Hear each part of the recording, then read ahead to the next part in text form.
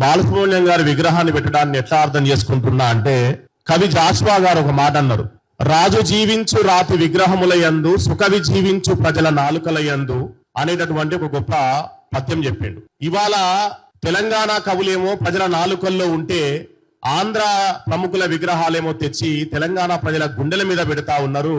అసలు తెలంగాణ వచ్చిన 10 ఏళ్లలో మనం ఉమ్మడి రాజధానిగా కలిసే ఉన్నాం. ఉమ్మడి రాజధానిగా కలిసే ఉన్నప్పుడు వాళ్ళు మెసలకుండా సపోర్ట్ చేయకుంటూనే ఉన్నారు. కానీ మెల్లమెల్లగా టెంట్ కింద 60 ఏళ్ల పాటు జొర్రిన ఒంటె నిద్రలేసింది. ఆ ఒంటె మళ్ళీ ఇప్పుడు తెలంగాణ బాట బట్టి మళ్ళా మెల్లమెల్లగా స్వచ్ఛాలను చూస్తున్నది. ఇది ఎక్కడికి దారి తీస్తుంది అంటే, తెలంగాణ ఎందుకోసం సాధించుకున్నాం? ఇట్లా 60 ఏళ్ల పాటు వాళ్ళ విగ్రహాలు, వాళ్ళ ఆధిపత్యం, వాళ్ళ సంస్కృతి, వాళ్ళ భాష అన్ని రకాలుగా మన మీద రుద్దినందు వల్లనే కదా మనం 60 ఏళ్ల పాటు కొట్లాడి ఇన్ని వందల మంది బిడ్డల్ని పోగొట్టుకున్నది. మరి వాళ్ళ విగ్రహాలు తెచ్చి పెట్టుకోవడము అంటే, వాళ్ళందరి విగ్రహాల్ని, వాళ్ళందరి త్యాగాల్ని మనం అవమానపరిచినట్టు లెక్క. ఇవాళ చాలా పెద్ద మొత్తంలో సోషల్ మీడియా 2 రకాలుగా విభజించబడ్డది. ఒకటి, ఆంధ్రోళ్ళు ఎట్లాగూ బాలసుబ్రహ్మణ్యం మీద ఉండే అభిమానము, దురాభిమానం అవన్నీ చూయిస్తారు. మనకు కూడా బాలసుబ్రహ్మణ్యం మీద ఆయన కళ మీద, ఆయన టాలెంట్ మీద ఎట్లాంటి తప్పుడు అంచనాలు ఏం లేవు. మనం కూడా ఆయన పాటలు విన్నాం, ఆయన పాటలను అభిమానిస్తాం. చాలా గొప్ప గొంతు, గొప్ప స్వరం అదంతా ఉంది. అందులో మనకి ఏ పేసి లేదు. కానీ ఇవాళ సోషల్ మీడియాలో మాట్లాడుతున్నటువంటి ఆర్గ్యుమెంట్ అత్యంత దుర్మార్గంగా ఉన్నది. వాళ్ళు ఏమంటున్నారు అంటే, కళకు కులం లేదు, ప్రాంతం లేదు అంటున్నారు. కళకు కులం లేకపోతే ట్యాంకు బండు మీద మా విగ్రహాలు ఎన్ని ఉన్నాయి? ట్యాంకు బండు మీద మా వాళ్ళ ఎన్ని తేజమూర్తుల విగ్రహాలు పెట్టిళ్ళు?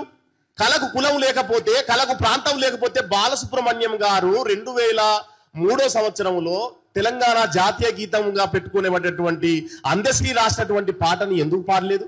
రసమై బాలకిషన్ గారు చెన్నైకి పోయి బాలసుబ్రహ్మణ్యం గారికి డబ్బులు ఇచ్చి, అయ్యా మీరు ఒక పాట పాడాలి మాది అని చెప్పేసి అంటే, తప్పకుండా పాడతానని డబ్బులు తీసుకొని, తర్వాత ఆ పాటలో 2 లైన్లు నాకు నచ్చలేదు, స్వరాష్ట్రమై తెలంగాణ స్వర్ణ గీతి పాడాలి అనేది ఉన్నది కాబట్టి నేను పాడను అని డబ్బులు రిటర్న్ ఇచ్చాడు. స్వరాష్ట్రమై తెలంగాణ ఉండద్దా? స్వర్ణగీతి పాడద్దా? అంటే ఆయనలో సమైక్యవాది ఉన్నాడు. ఆయన నిజంగా ఆయనకు చాలా ప్రాంతీయ అభిమానం ఉన్నది. బాలసుబ్రహ్మణ్యం గారికి కానీ, తెలుగు సినిమా ఇండస్ట్రీకి కానీ చాలా స్పష్టమైనటువంటి సమైక్యవాద ప్రాంతీయ దృక్పథం ఉన్నది. అది మర్చిపోతున్నారు. అసలు తెలంగాణ ఉద్యమం ఎందుకు వచ్చింది? ప్రాంతీయంగా కొనసాగుతున్నటువంటి అణచివేతల వల్లనే వచ్చింది కదా. మరి అలా కళకు కులం లేదు, కళకు ప్రాంతం లేదు అనేటటువంటి బూటకం ఎందుకు మాట్లాడుతున్నారు? కాబట్టి కళకు కులం లేదు, కళకు ప్రాంతం లేదు అనేటటువంటి మాట ఎట్టి క్వశ్చన్లో కూడా కరెక్ట్ కాదు అనేటటువంటి విషయాన్ని మనం ఇక్కడ గుర్తుపెట్టుకోవాలి.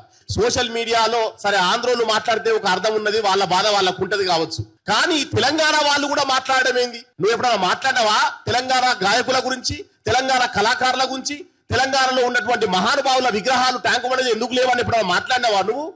ఏనాడు మాట్లాడినటువంటి వాళ్ళు ఇవాళ గొంతు దించుకొని బాలసుబ్రహ్మణ్యం దేశానికే ఐకాన్. ఎవరి విముక్తి కోసం పాట పాడిండు బాలసుబ్రహ్మణ్యం? ఏమన్నా పేద ప్రజల విముక్తి కోసం పాడిండా? ఏదన్నా ఒక ఉద్యమం కోసం పాట పాడిండా? ఆయన వల్ల ఎవరికి లాభం జరిగింది?